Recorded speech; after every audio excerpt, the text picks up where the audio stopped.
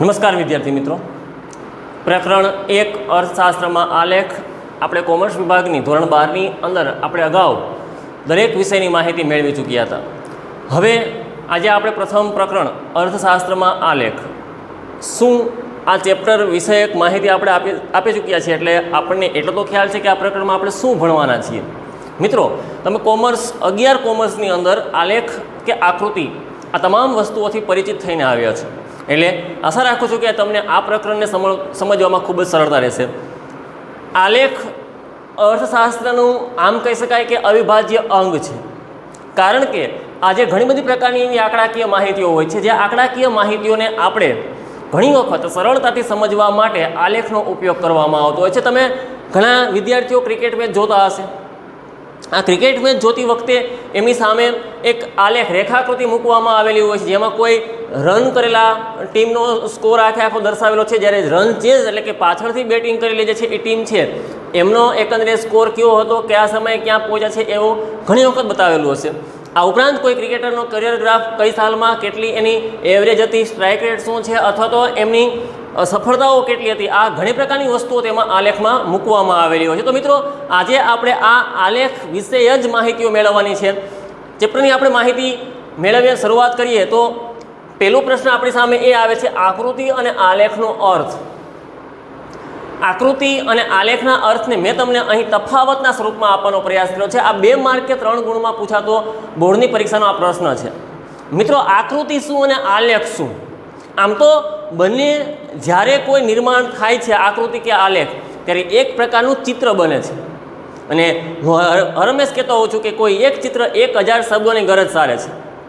આજે મારે તમને કોઈ ડાયનોસોર વિશેની માહિતી આપવી હોય તો ડાયનોસોર વિશે બોલવા માટે મારે 1000 શબ્દોની જરૂર પડશે, પણ જો હું કોઈ ડાયનોસોર પ્રાણીનું એકમાત્ર ચિત્ર મૂકી દઉં તો તમે એના આધારે સમજી શકો છો કે આ પ્રાણી કયા પ્રકારનું હોઈ શકે. એટલે આકૃતિ અને આલેખનું કામ શું છે? તો સામાન્ય વર્ગોને સરળતાથી માહિતી પ્રાપ્ત થાય એ હેતુથી આકૃતિ અને આલેખ બનાવવામાં આવતો હોય છે, જે એક્સ અને વાય ધરી પર ઊભેલો હોય છે. તો આપણે સમજીએ આકૃતિ અને આલેખ શું. આકૃતિ એટલે કે માહિતી સ્વયં સ્પષ્ટ હોય ત્યારે આકૃતિને દોરવામાં આવતી હોય છે. જ્યારે આપણી પાસે આંકડાકીય માહિતીઓ આપેલી છે, એ આંકડાકીય માહિતીઓને આપણે દાખલા તરીકે કોઈ એક વૃત્તાંશ આકૃતિ છે જેમાં વર્તુળના કોઈ ભાગ પાડવામાં આવેલા છે, જ્યારે આલેખ બનાવવામાં આવતો ત્યારે માહિતી સ્વયં સ્પષ્ટ હોતી નથી. એટલે કે એવી માહિતી કે જેમાં ટકાવારીઓમાં વધઘટ થયેલી છે, ટકાવારીઓમાં ફેરફાર થયેલા છે, તો એના માટે જે વસ્તુ નિર્માણ પામે એ હોય છે આલેખ. તો પહેલો તમે જે છે એનો તફાવત એ યાદ રાખજો કે માહિતી સ્વયં સ્પષ્ટ હોય. જો આંકડાકીય માહિતી સ્વયં સ્પષ્ટ હોય તો એના માટે જે નિર્માણ થાય એ હોય છે આકૃતિ. જ્યારે માહિતી સ્વયં સ્પષ્ટ ન હોય ત્યારે જે બનાવવામાં આવે છે તે આલેખ હોય છે. બીજી બાબતમાં વાત કરીએ તો આકૃતિ દોરવા માટે આંકડાશાસ્ત્રનું ઊંડું જ્ઞાન હોવું જરૂર નથી.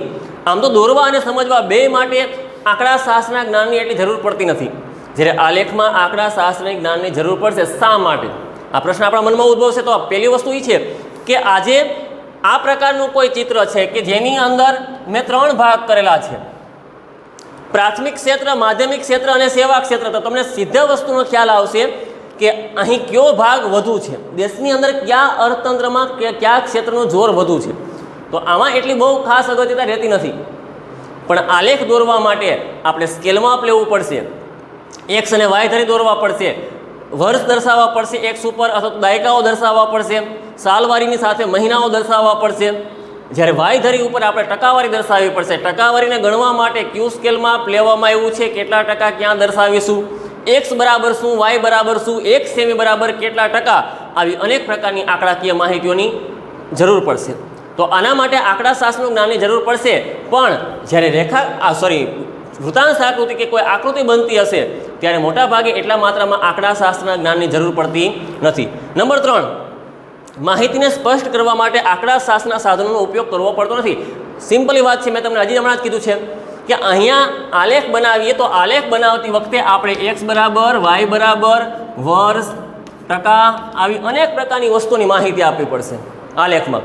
પણ આકૃતિની અંદર આવી કોઈ પણ પ્રકારની સ્પષ્ટતા કરવાની રહેતી નથી. હા, અંદર આપણે વૃત્તાંશ આકૃતિમાં અમુક પ્રકારની વસ્તુ દર્શાવીએ છીએ, પણ દરેક બાબતોમાં માહિતી આપવી જરૂરી હોતી નથી. કારણ કે આજે ઇન્ડિયાની અંદર મોટાભાગે જે વસ્તુનો ઉપયોગ થાય છે લોકોને સમજાવવા માટે, એ આકૃતિનો ઉપયોગ થાય છે. શા માટે? ઇન્ડિયાની મોટાભાગની પ્રજા છે એ આજે આંકડાકીય બાબતોની અંદર થોડીક પછાત કહી શકાય. ભૂતકાળની અંદર દેશ આઝાદ થયો ત્યારે નિરક્ષરતાનું પ્રમાણ વધુ હતું, તો સામાન્ય લોકોને સરકારે પોતે કરેલા કાર્યો છે, જે પોતાની સિદ્ધિઓ છે, જો એ દર્શાવવી હોય તો એના માટે એ વધુ પડતા આકૃતિનો ઉપયોગ કરે છે. શિક્ષિત વર્ગ છે એ મોટાભાગે આલેખનો ઉપયોગ કરતો હોય છે. જ્યારે કોઈ કંપની પોતાના વેચાણનું પ્રેઝન્ટેશન દર્શાવે છે, પોતાના કંપનીના લોકોને કે પબ્લિકને બતાવવાનો પ્રયાસ કરે છે, ત્યારે એ મોટે આલેખનો ઉપયોગ કરતા હોય. પણ જ્યારે ટીવીની અંદર આવતી જાહેરાત સામાન્ય વર્ગો, ગામડાના લોકો સુધી પહોંચાડવા માટે જે માહિતીઓ હોય છે, એના માટે હંમેશા આકૃતિની પસંદગી કરવામાં આવતી છે, કારણ કે આકૃતિ છે એ સામાન્ય વર્ગો સુધી સરળતાથી પહોંચાડી શકાય છે. એટલે અહીં આંકડા શાસ્ત્રના સાધનનો ઉપયોગ કરવાની જરૂરિયાત રહેતી નથી, પણ હા, આલેખ બનશે ત્યારે આંકડા શાસ્ત્રના સાધનોનો ઉપયોગ કરવો અવશ્ય હોય છે. મિત્રો, સ્કેલ માપ તો બંનેમાં જરૂર પડવાની છે, સ્વાભાવિક છે. જ્યારે આલેખ બનતો હોય કે આકૃતિ બનતી હોય, આકૃતિની અંદર પણ આપણે સ્કેલ માપનો ઉપયોગ કરીએ છીએ. સ્કેલ માપનો ઉપયોગ જ્યારે વૃતાંશ આકૃતિ બનતી હોય, વૃતાંશ 360 ડિગ્રીમાં હોય છે, વૃતાંશના અંશ 360 હોય છે, તો 360ની અંદર જ્યારે ટકાવારીનો સમાવિષ્ટ કરવામાં આવે ત્યારે પણ આપણે સ્કેલ માપની જરૂર પડશે. પણ આલેખ છે એ સ્કેલ માપ વિના શક્ય નથી, કારણ કે આલેખની અંદર એકંદરે ટકાવારી દર્શાવવા માટે જ્યારે મૂલ્યને જે છે એ કેટલી ઊંચાઈ ઉપર આવશે, બે સ્તંભ વચ્ચેની પહોળાઈ કેટલી રાખવામાં આવશે, સ્તંભનું જે છે એ પ્રમાણ કેટલું નિશ્ચિત કરવું, આ દરેક બાબતો માટે, આવી નાની નાની બાબતો માટે એકંદરે આલેખ દોરવો પડશે, એટલે સ્કેલ માપ લેવું પડશે. એટલે સ્કેલ માપ વિના આલેખ શક્ય નથી. પણ કદાચ આકૃતિમાં અમુક સમય સ્કેલ માપ ન હોય તો પણ ચાલે, એટલે સ્કેલ માપ લેવામાં આવે છે આકૃતિમાં પણ અને આલેખમાં પણ. ત્યારબાદનો મુદ્દો છે આપણી સામે આકૃતિ અને આલેખનું મહત્વ. મિત્રો, આપણે જેમ આકૃતિ અને આલેખનો તફાવત સમજી ગયા છીએ, એમ આ પણ બે ગુણમાં પૂછાતો પ્રશ્ન કહી શકાય. આકૃતિ અને આલેખ આજે અર્થશાસ્ત્રમાં શા માટે ઉપયોગી છે? પહેલી વસ્તુ એ છે કે અર્થશાસ્ત્રનો જ્યારે અભ્યાસ કરી રહ્યા હોય ત્યારે આકૃતિ અને આલેખ દ્વારા અભ્યાસને સરળ અને સ્પષ્ટ બનાવી શકાય. ઘણી પ્રકારની એવી આંકડાકીય માહિતીઓ છે, RBIની માહિતી હોય, વસ્તી ગણતરી વિશેની માહિતી હોય, માંગ અને પુરવઠા વિષયક માહિતી હોય, ફુગાવાનો દર હોય, આવી ઘણી બધી પ્રકારની આંકડાકીય માહિતીઓ છે. અને સમજવા માટે જો આપણે વાંચવા બેસીએ, સાહિત્યના સ્વરૂપમાં હોય, લખાણના સ્વરૂપમાં હોય માત્ર, તો એ આપણા માટે અઘરું સાબિત થાય છે. પણ જો એને કોઈ એક ચિત્ર દ્વારા મૂકી દેવામાં આવેલું હોય તો એ ચિત્ર થકી એ વસ્તુ સરળ અને સ્પષ્ટ બનતી હોય છે. એટલે અર્થશાસ્ત્રનો અભ્યાસને આપણે સરળ કે ઇઝી બનાવવા માટે આલેખ કે આકૃતિનો ઉપયોગ કરી શકીએ છીએ. નંબર 2, અર્થતંત્રમાં થતા ફેરફારના વલણો સહેલાઈથી જાણી શકાય છે. આજે અર્થતંત્રમાં અનેક પ્રકારના ફેરફારો આવતા હોય છે. દેશની અંદર આઝાદી કાળથી લઈને અત્યાર સુધી પ્રાથમિક ક્ષેત્ર, માધ્યમિક ક્ષેત્ર અને સેવા ક્ષેત્ર, આ 3 ક્ષેત્રોની અંદર કોઈને કોઈ વ્યક્તિ જોડાયેલો હોય છે. પણ મિત્રો, દરેક વખતે એમાં ફેરફાર આવતા હોય છે. અર્થતંત્રની અંદર ક્યારેક પ્રાથમિક ક્ષેત્રનું જોર વધે તો ક્યારેક ઘટે, ક્યારેક મેન્યુફેક્ચરિંગ સેક્ટર આગળ વધે, ક્યારેક સર્વિસીસ સેક્ટર જે છે એ આગળ આવે. તો પ્રાથમિક, માધ્યમિક અને સેવા, આ ત્રણેયની અંદર આવતા ફેરફારો, તેજી, મંદી, બેકારી, ગરીબી અથવા તો દેશની અંદર થયેલો આર્થિક વિકાસ, આવી તો ઘણી પ્રકારની ઘટનાઓ ઘટતી હોય છે. એ બધી બાબતોને સમજવા માટે આકૃતિ અને આલેખ એ દર્શાવવા માટે સરળ બનાવે છે. કોઈપણ પ્રકારની વસ્તુને આપણે ચિત્ર સ્વરૂપમાં જોશું ત્યારે આપણને એ ખૂબ જ સરળ લાગશે. મિત્રો, નંબર 3 ઉપર આપણને કીધું છે કે જુદા જુદા વર્ગો કે ક્ષેત્રો કે સમયગાળા માટે આર્થિક પરિબળોની સરખામણી કરી શકાય. ઉદાહરણ તરીકે, મધ્યમ વર્ગ, શ્રીમંત વર્ગ કે ગરીબ વર્ગ, એમની આવકો, આવકની અસમાનતા, આવકની વહેંચણી, મધ્યમ વર્ગની આવકમાં થયેલો વધારો, ગરીબીમાં થયેલો ઘટાડો, શ્રીમંતોની આવકમાં થયેલો વધારો, કોઈ એક ક્ષેત્ર કે કોઈ એક પ્રદેશ, આજે ગુજરાતની સરખામણીએ બિહારનો વિકાસ કે બિહારની સરખામણી એકંદરે પશ્ચિમ બંગાળનો વિકાસ, પશ્ચિમ બંગાળની સરખામણી એકંદરે જમ્મુ કાશ્મીરનો વિકાસ, તો દરેકના આર્થિક આવકો કે પ્રદેશનો વિકાસ એક સરખો હોતો નથી. તો એ માહિતી પણ મેળવી શકાય. ત્રીજું છે આમાં કીધું કે સમયગાળો. સમયગાળો એટલે તો કે આપણે આલેખ બનાવીએ ત્યારે આપણે એકંદરે એક ધરી ઉપર ઘણી વખત વર્ષ મૂકીએ છીએ, જેમાં આપણા આયોજનનો પ્રારંભ 1951થી થયો, ત્યારથી સ્ટાર્ટ કરીએ તો 1951, 1961, 1971, 81, 91, 11, હવે પછીના તબક્કામાં 21, આવા આપણે વર્ષો લઈ શકીએ, 10-10 વર્ષના. આ સમયગાળાની અંદર 51ની સરખામણીએ એકમાં એકંદરે દેશનો વિકાસ કેટલો થયો, કે કઈ બાબતોમાં વસ્તીમાં કેટલો વધારો થયો કે ઘટાડો થઈ શક્યો, માંગ કેટલી વધી, પુરવઠો કેટલો વધ્યો, પુરવઠો કેટલી માત્રામાં ઘટ્યો, આવી દરેક બાબતો આપણે આર્થિક બાબતો જે હોય એને આપણે આકૃતિ કે આલેખમાં સરળતાથી મૂકી શકીએ છીએ.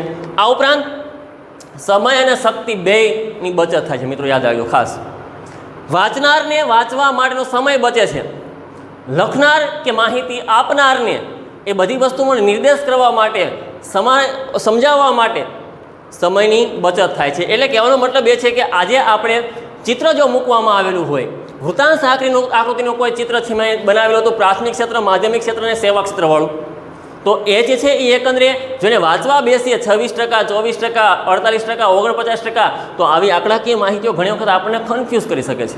એ અઘરી બાબતો છે. લાંબો સમય મગજમાં યાદ રહેતી નથી, પણ એક ચિત્ર આપણા મગજમાં ઘણી વખત લાંબો સમય સુધી બેસી રહેતું હોય છે. સ્વાભાવિક છે મિત્રો, યાદ રાખજો કે 3 કલાકનું ફિલ્મ છે એ આપણને step by step story wise આખું આપણને યાદ છે. પણ ઘણી વખત કોઈ એક બુક આપણે વાંચી રહ્યા છે, પરીક્ષાની કોઈ તૈયારી કરી રહ્યા છે, એમાંનું 1 કે 2 પેજને યાદ રાખવામાં પણ આપણે ઘણી વખત તકલીફ થતી હોય છે, કારણ કે એ બધી વસ્તુ લખાણના સ્વરૂપમાં છે, જ્યારે ફિલ્મ છે એ ચિત્રના સ્વરૂપમાં છે. એટલે અહીંયા સમય અને શક્તિ બેય બચે છે. સમજાવનાર અને સમજનાર, લખનાર અને વાંચનાર. અઘરી બાબતો જે કોઈ છે, જે અસ્પષ્ટ છે, ઘણી વખત સામાન્ય વર્ગ નિરક્ષર લોકોને સમજાવી અઘરી પડતી એવી બાબતોને આપણે આ વિભાગ દ્વારા સરળતાથી સમજાવી શકીએ છીએ. ત્યારબાદનો પોઈન્ટ આપણી સામે આવશે.